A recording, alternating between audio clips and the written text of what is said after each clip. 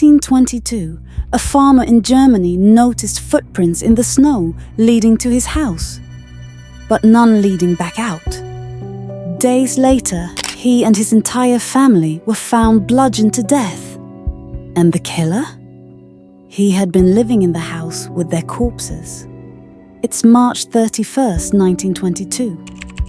Andreas Gruber, his wife Cecilia, their daughter Victoria, and Victoria's two young children, 7-year-old Cecilia and 2-year-old Josef, live on a secluded farm called Hinterkaifeck, deep in the forests of Bavaria, Germany. Just that afternoon, a new maid named Maria Baumgartner had arrived to start working at the farm. Her sister had walked her to the home and waved goodbye. She would be the last person to see anyone there, alive. This small family had always lived quietly, but over the past few weeks, strange things had been happening. A few days earlier, Andreas had discovered a strange newspaper from Munich lying on his property, one no one in the area subscribed to. Then he found a broken door lock on the machine room and, most unnervingly, footprints in the snow leading to the house, but none going back out. And every night, they heard footsteps in the attic. Their former maid had even quit months earlier, terrified, claiming the house was haunted. That night, something unspeakable happened. Andreas, his wife, his daughter Victoria, and her young daughter were each lured, one by one, into the barn. There, someone brutally murdered them using a mattock, a pickaxe-like tool common on farms. The killer then entered the house and murdered the 2-year-old boy Joseph as he slept in his crib, and Maria, the new maid, as she lay in her bed. Then, the killer stayed in the house. He lit fires in the fireplace, fed the animals, and ate meals in the kitchen, all while the 6 bodies lay where they'd fallen. 4 days passed before anyone came to check on them. Neighbors grew concerned after Victoria and little Cecilia didn't show up at church.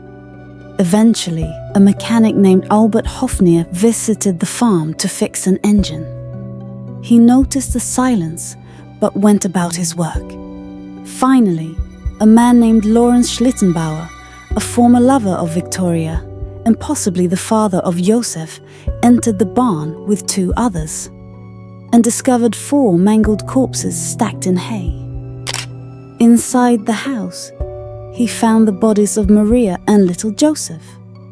The scene was like something out of a nightmare. One of the girls had torn her own hair out in fear before she died. Whoever killed the Grubers had stayed in the house for days afterward, and had even confronted a stranger who passed by during the night, blinding him with a lantern. The oven had been lit, and the smoke smelled foul, possibly from burning evidence. A bloodied mattock was later found hidden in the attic. A pocket knife was buried in hay, and several suspects emerged, but no one was ever charged. Theories ranged from an incestuous family secret to a jilted lover, or even a rogue war criminal hiding in the woods.